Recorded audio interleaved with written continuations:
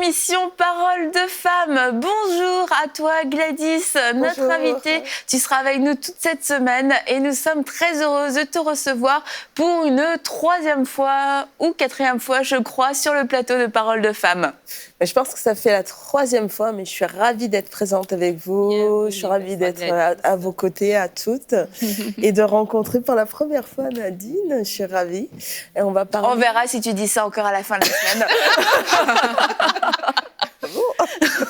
Non, je suis sûre que je serai ravie. Je le déclare.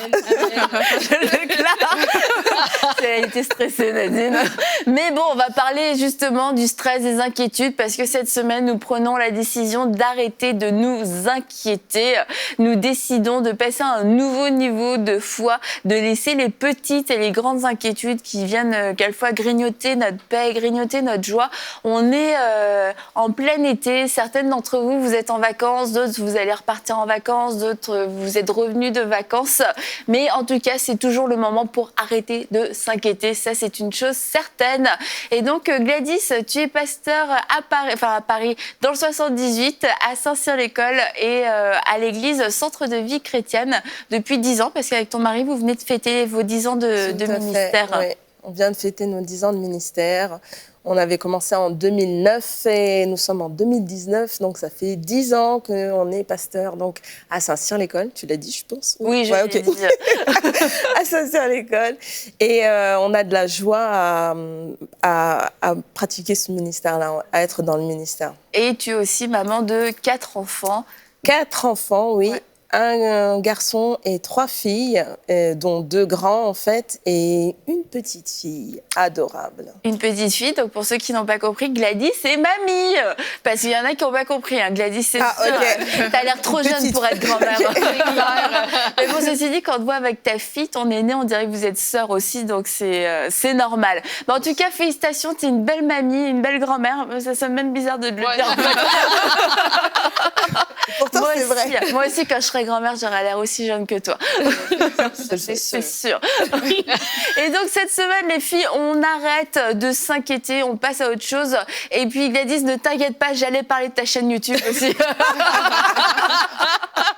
Comment tu as une chaîne YouTube, les mardis de Gladys. Et donc, tous les mardis, pour ceux qui se posent des questions, tous les mardis, tu sors une nouvelle vidéo d'encouragement et d'exhortation qui sont principalement pour les femmes, mais les hommes peuvent aussi regarder. Tout à fait. Et j'ai pas mal d'hommes, en fait, sur ma chaîne. Je pensais pas. Mais oui, ils adhèrent au principe, en fait. Et c'est une chaîne juste d'encouragement, des petites vidéos, des courtes vidéos, en fait, sur des points, en fait, clés, en fait, sur la vie chrétienne où j'encourage tout simplement. Et puis, voilà. Ok, super. Donc, la chaîne YouTube Les Mardis de Gladys. À tous les jeudis. Voilà. Elle a réussi à changer le nom de sa chaîne. On crée la confusion. Oui, c'est ça, oui. C'est une blague, c'est juste vraiment pour rire. À tous les mardis. Donc, Mathilde va bientôt sortir les jeudis de Mathilde. Et nous allons entrer dans notre sujet. On arrête de s'inquiéter et on remplace nos inquiétudes aujourd'hui par la foi. Et la première des choses à faire, c'est déjà se rendre compte peut-être qu'on est dans un état d'inquiétude parce que quelquefois on s'inquiète mais on n'en a même pas conscience parce qu'on est chrétienne et puis on a la foi pour un tas de choses, on prie, on lit notre Bible, mais notre intelligence n'est pas renouvelée. Puis on se retrouve quelquefois dans ces situations et si on sonde vraiment notre cœur, on ne croit pas que Dieu va agir ou que Dieu peut agir. Et on se retrouve donc dans des situations où on ne sait même pas qu'on est inquiète. Ouais. C'est ça, en fait.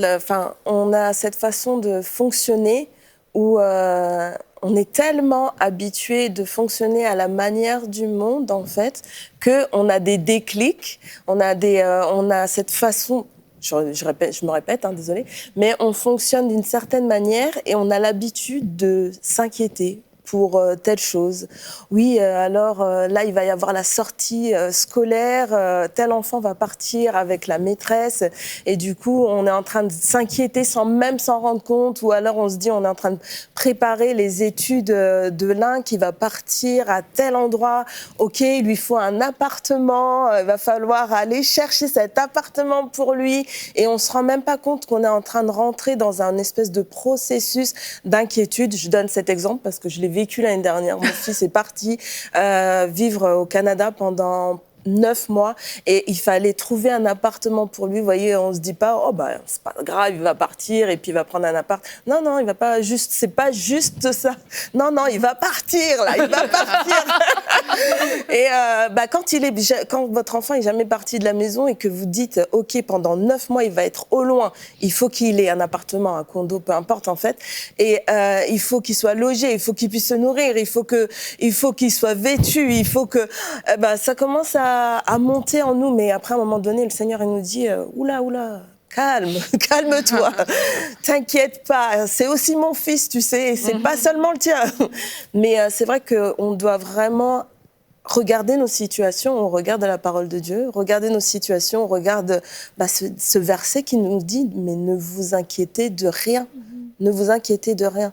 Mais en toute chose, faites part à Dieu de vos besoins. Ouais. Mais quelquefois, on a l'air un peu irresponsable quand on refuse de s'inquiéter. Genre, ton fils, il part à l'autre bout du monde, il faut lui trouver un appart. Puis la mère, elle est là, super relax, tout va bien aller.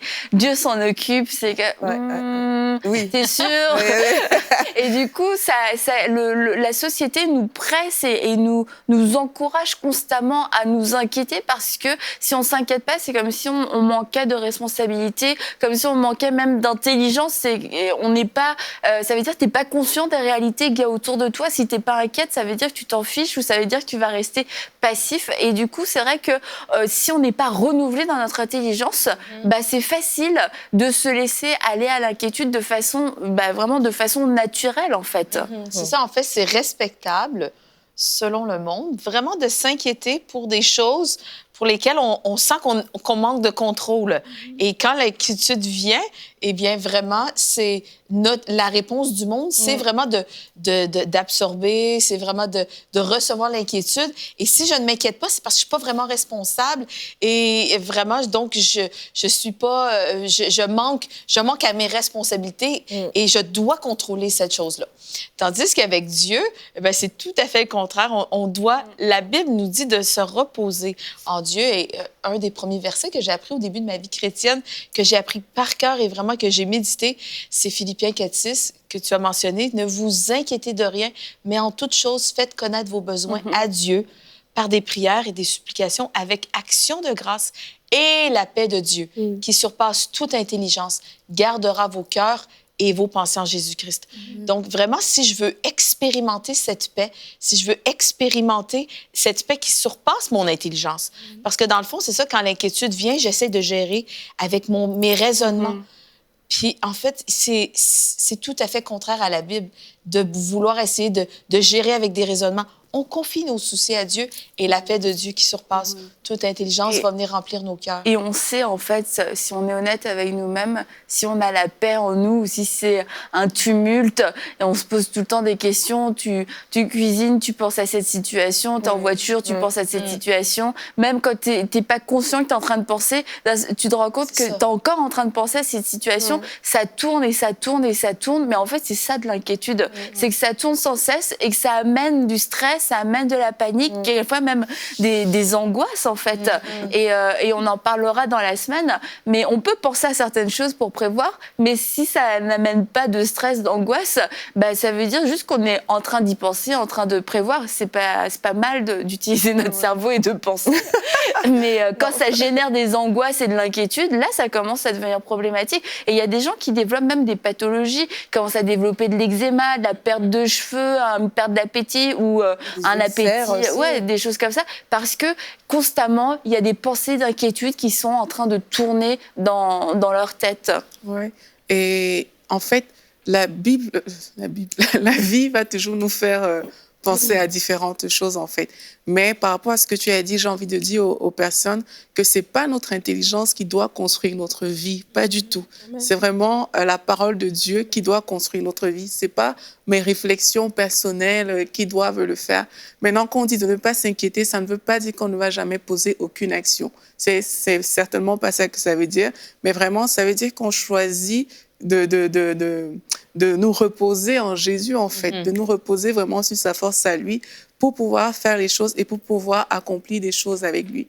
Mais ce qui est sûr, c'est que dans le quotidien, qu'on vit sur la terre parce qu'on est des hommes et parce qu'on a des sens, mais il y a des pensées qui vont toujours venir comme ça pour rentrer dans notre vie. Maintenant, il y a une façon de répondre. Soit on répond par l'inquiétude, soit on répond en disant, OK, ben moi, je choisis de faire confiance à Dieu par rapport à ces situations-là et de me reposer en lui, en fait. Et c'est dans ce sens qu'on va amener les gens aujourd'hui, c'est de se reposer en Dieu, quelles que soient les situations, quelle que soit même l'urgence de la chose, parce que parfois, quand c'est urgent, des personnes vont comme dire « Ah, mais j'ai pas le choix, là, il faut que je réagisse là, mais on ne peut pas se baser sur notre intelligence pour construire notre vie. La réaction doit venir de Dieu. Quel que soit le degré d'urgence, c'est de se dire, OK, Seigneur, qu'est-ce que toi, tu penses de ça? Dieu est au courant que la situation est urgente. Il sait qu'il faut agir vite. Mais nous, c'est notre part d'aller dans sa présence, en fait, d'aller chercher sa parole pour pouvoir réagir aux situations urgentes avec. Et moi?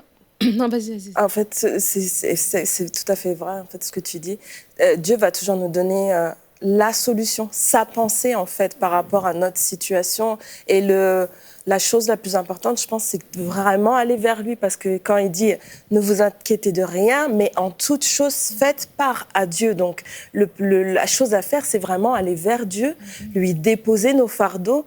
J'ai cette image, en fait, du petit bonhomme là, qui monte, qui gravit la montagne avec son fardeau sur le dos et qui va à la croix au pied du Seigneur pour déposer son fardeau. Mais ensuite, Dieu va communiquer sa pensée. Il donne sa pensée pour la situation. Il va dire, oui, dans telle situation, tu dois faire telle chose. En fait. Et ensuite, tu peux redescendre ta petite montagne ou ta grande montagne, peu importe la taille de cette montagne, mais tu peux la redescendre en ayant déposé ton fardeau et en ayant ta solution. Parce que Dieu, la Bible dit que Dieu ne veut pas qu'on soit dans la confusion, en fait.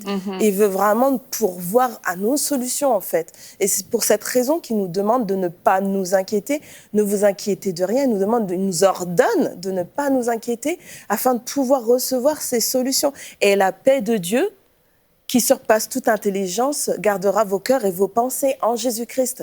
C'est vraiment monter sur cette montagne, déposer le fardeau, recevoir la solution de Dieu et descendre avec. Et obligatoirement, derrière ça, il y a une action à accomplir. Ça ne veut pas dire qu'on reste sans rien faire. Ouais, tout va bien. Ouais.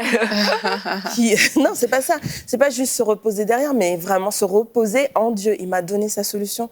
Je vais aller et accomplir sa solution. Amen. Mais je crois que Aurélie, elle a dit qu'on a des pensées qui nous viennent, toutes sortes de pensées, et c'est tout à fait normal. Mais après, maintenant, il faut faire le tri dans ces pensées-là. Et il faut faire la distinction vraiment entre l'inquiétude, l'insouciance, la prévoyance, la planification. Et des fois, on mélange ça en se disant, si je suis prévoyant, donc je suis inquiet, en fait. Si je suis insouciant, ça veut dire que je laisse tout tomber. Non, c'est pas ça, en fait. Et c'est vraiment important parce que quand on est dans l'inquiétude, automatiquement, son meilleur ami, c'est la peur. Son meilleur ami, c'est l'anxiété. Son meilleur ami, c'est le manque de sommeil. C'est l'insomnie, c'est toutes sortes de stress. Donc, l'inquiétude vient ouvrir les portes à toutes ces choses-là. Mais la prévoyance, la planification, ça, c'est l'intelligence de Dieu qui va nous donner. Je pense à Joseph. Joseph, quand pendant 7 ans, il a dû dire, OK, on va mettre de côté les sacs de farine, de riz ou peu importe, les vivres, c'était pas dans l'inquiétude. C'était une planification parce qu'il avait reçu vraiment une vision de la part de Dieu de pouvoir faire certaines choses. Et je crois qu'en tant que femme, on dit qu'on est dans la planification, dans la prévoyance, mais c'est pas de la prévoyance, c'est de l'inquiétude parce qu'on le fait avec la peur, on le fait avec le stress, on ne le fait pas avec la paix, comme le dit ce verset de Philippiens 4:6. Et vraiment, j'ai envie de dire que il faut être en mesure de s'analyser soi-même et de comprendre c'est quoi les sources, pourquoi j'agis d'une certaine manière, pourquoi je réfléchis d'une certaine manière. En sachant que des fois, on a des inquiétudes. Par exemple, je pense à des gens qui sont très cérébrales, des gens qui réfléchissent énormément. Et ils peuvent se dire que des fois, on a... moi. Pourquoi vous rigolez? Et des fois, on a été traumatisé à un certain niveau. Tu as manqué d'argent. À un moment donné, tu es passé par une faillite. Tu as été tellement stressé que maintenant, tu t'inquiètes pour les sous. Tu planifies à outrance parce que tu as peur de manquer. Comme un traumatisme. Voilà. Ou bien tu as eu un problème avec un enfant, un accident de voiture, quelque chose. Après, tu deviens une maman tellement...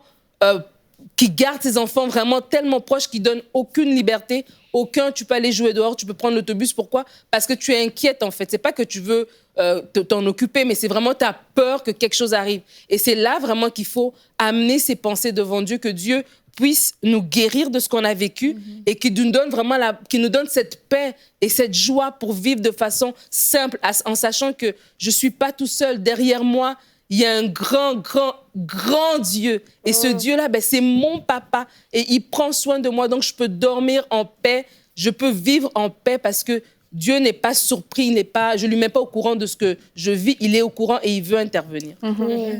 Je pense une chose, c'est parce qu'il y a des personnes, en fait, des femmes, je m'occupe plus souvent des femmes, en fait, où je parle plus avec les femmes, parce que, bon, voilà. Parce que tu es une femme. Voilà, c'est ça, tout simplement. Mais en fait, ce qu'elles disent, qu'elles peuvent avoir des pensées vraiment harcelantes, en fait. Vraiment comme s'il y avait un oiseau, vous voyez le pivert, comme quand il tape sur votre tête comme ça constamment. Et elles peuvent avoir ces pensées qui sont harcelantes. Et je pense que certaines d'entre vous doivent se poser cette question, mais comment faire pour se débarrasser de ces pensées qui sont harcelantes? Il faut remplacer ces pensées, en fait. Il faut tout simplement remplacer ces pensées harcelantes par la pensée de Dieu. Il faut donner de la place à la parole de Dieu, méditer sa parole, prendre sa parole vraiment tous les jours, journalièrement, pour remplacer ces pensées harcelantes par ce que Dieu dit.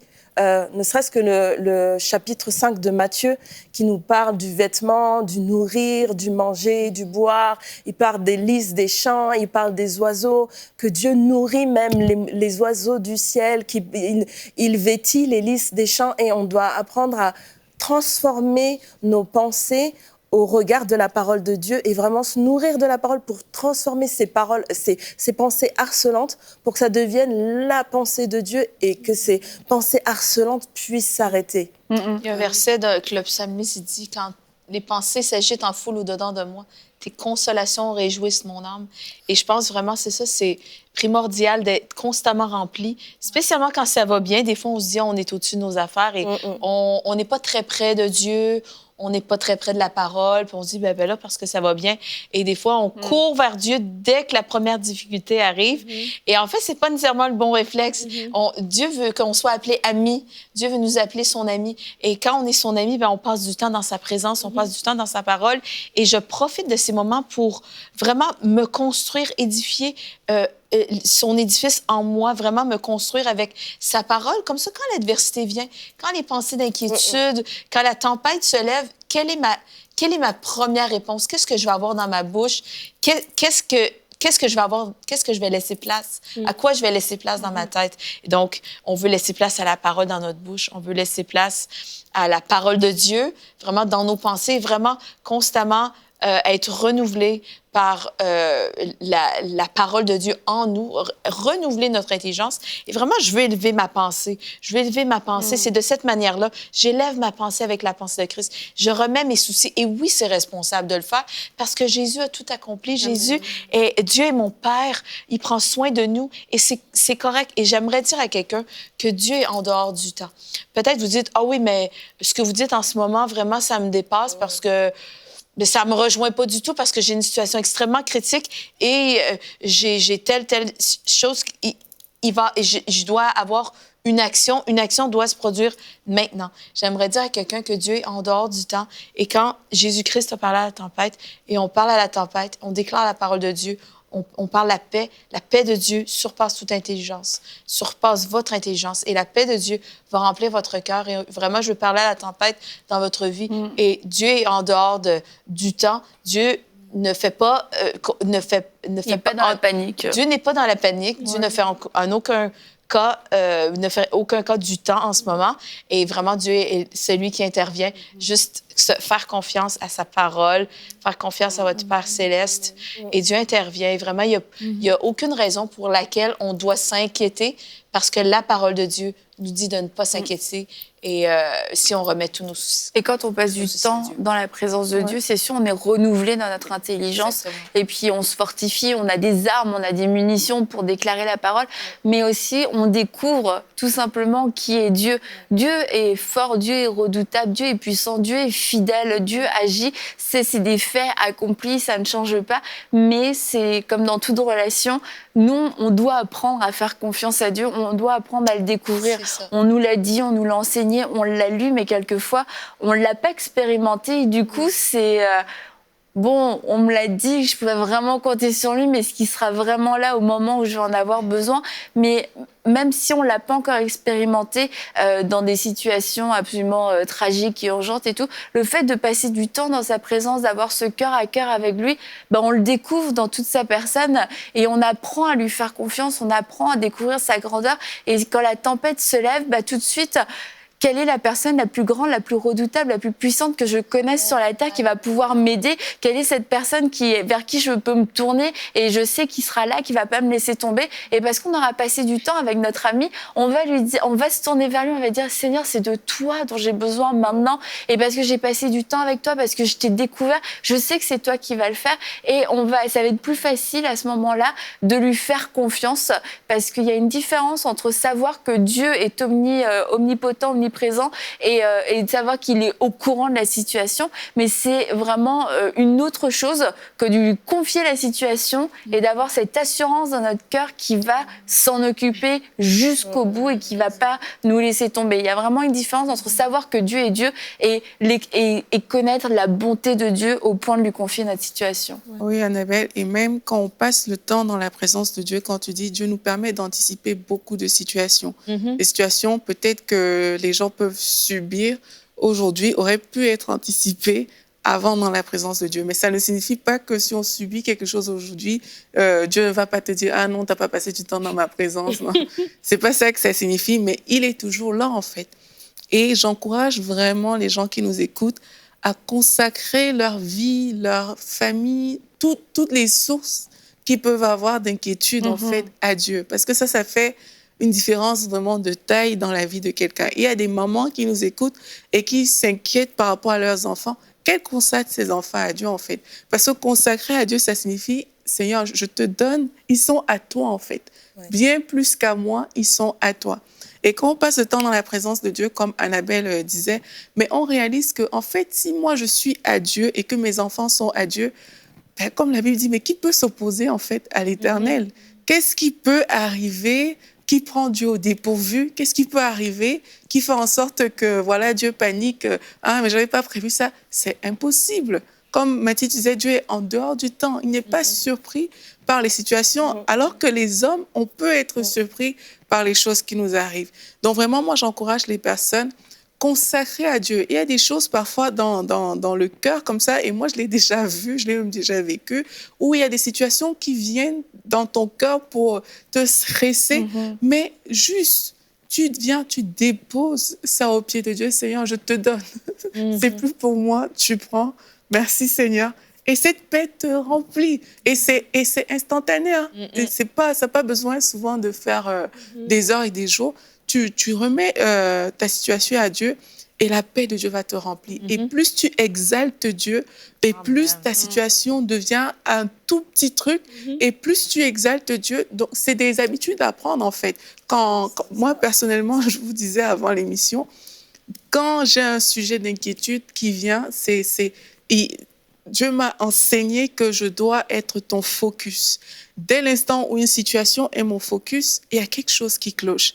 Il faut absolument que je me place dans la présence de Dieu pour qu'il devienne mon focus et mon centre d'intérêt, au point où quand j'arrive à ce moment-là, je vous assure, c'est clair et net que Dieu est au-dessus de la situation. Mais dès l'instant où mes yeux, mon cœur s'ouvre sur une situation, là, il y a toujours quelque chose en moi qui me dit, je dois être ton focus. Dieu doit être votre focus, des personnes qui nous écoutent aujourd'hui, parce que dès qu'on a le focus sur Dieu, mais on perd le focus de ces choses qui nous inquiètent, en fait. Une chose qui aide à combattre ou à contrecarrer réellement les inquiétudes, c'est la louange, en fait. C'est entrer vraiment dans la louange vers Dieu. C'est logique, mais des fois, on chante des paroles, mais on ne pense pas vraiment à ce qu'on dit. Alors que réellement, penser aux paroles qu'on est en train de dire, déclarer la grandeur de Dieu, magnifier Dieu, reconnaître que Dieu est grand, l'élever au-dessus de nos situations, mais avec force, pas juste Oh Seigneur, tu es grand. Oh Dieu, tu es... Non, mais rentrer réellement dans sa présence pour déclarer et proclamer, oh Dieu, tu es grand. Dans toutes mes situations, tu es grand et tu es au-dessus, tu es élevé. Je proclame que tu es élevé. Et personnellement, j'ai vécu, je pense, mes plus grosses victoires ont été dans la louange, en fait, réellement, en fait. Réellement, au travers de la louange, j'ai obtenu des percées réel dans ma vie, où il y avait du monde autour de moi ou pas, et où personne ne savait ce qui se passait, mais je vivais des victoires, en fait, parce que j'arrivais à déclarer que Dieu était grand, même si mes situations étaient catastrophiques, même si ma vie était, comment dirais-je, en ravage, mais en déclarant, je me suis élevée, ça m'a élevée, ça m'a remontée, en fait, et je pouvais regarder mes situations avec une autre perspective. Tout à fait, avec une autre perspective. Je pouvais regarder en hauteur mes situations. Je voyais Dieu grand. Moi, je me voyais haute avec lui et je voyais mes situations qui étaient basses et je pouvais voir vraiment avec le regard de Dieu mes situations. Et vraiment, la louange vient contrecarrer, en fait, les attaques de l'ennemi, parce que c'est ça aussi l'inquiétude, c'est être attaqué par l'ennemi aussi et recevoir ses pensées, mais ça vient contrecarrer, en fait, toutes ces attaques de l'ennemi. Et c'est pas les mardis de Gladys, mais bon, ça va être le lundi de Nadine. Nadine, est-ce que tu voulais terminer l'émission? Tu voulais dire quelque chose? Je voulais dire, en fait, ce que Pasteur Gladys a dit, ça rejoint exactement ce que je pensais. C'est que moi, j'ai toujours eu l'image de l'avion. Comment un avion, quand tu le vois de loin, il est tout petit, mais quand tu t'approches, quand tu arrives à l'aéroport, tu te rends compte qu'il est très grand. Et je crois que quand on vit des inquiétudes, on est tellement pris par nos pensées d'inquiétude que Dieu a l'air tellement loin et on le voit tout petit, en fait. Mais quand on réalise combien Dieu est grand par la louange, justement, tu te rends compte qu'il prend toute la place et que tes inquiétudes tes problèmes sont très petits. Et c'est là que quand tu fais la louange, que tu es capable maintenant de changer même ton langage au quotidien. C'est de dire, OK, oui, j'ai cette situation, mais Dieu va agir. Et tu le dis. Et c'est là maintenant que ton langage va changer et tu déclares maintenant la victoire que Dieu t'a déjà accordée, qui t'a déjà donnée dans cette louange-là. Tu la déclares maintenant dans ta vie de tous les jours jusqu'à ce qu'elle se manifeste, en fait. Parce que tant que l'inquiétude est là, ben, le langage va être un langage de défaite. Mais quand tu fais cette connexion avec le Seigneur et que tu vois combien il est grand, combien il est puissant, combien il est glorieux, ben, tu ne peux que dire c'est louange. Ouais, je fais vite. Vite. Et puis, c'est pas obligé de faire 1 heure, là. Je veux juste dire aux gens, parce que moi, je l'ai déjà vécu. Ça fait en 10 secondes, toi. Dès l'instant où il y a quelque chose qui arrive, même juste... Moi, parfois, je peux juste aller dans ma salle de bain et j'exalte Dieu en quelques minutes et je vous assure, ça change. Donc, pour toutes les personnes qui nous écoutent vraiment, en quelques minutes, votre situation peut être réglée aujourd'hui. Amen. Amen. On se dit à demain pour une prochaine émission de Paroles de femmes et nous continuerons sur le thème de l'inquiétude. Comment s'en sortir? 8000 partenaires, c'est le nombre de personnes dont EMCI a besoin pour annoncer l'évangile dans encore plus de maisons dans toute la francophonie. Accepteriez-vous à votre tour de devenir partenaire d'EMCI dès aujourd'hui? Dès maintenant, donnons pour faire entrer EMCI dans une nouvelle saison. Pour faire votre don, rendez-vous sur emcitv.com/8000.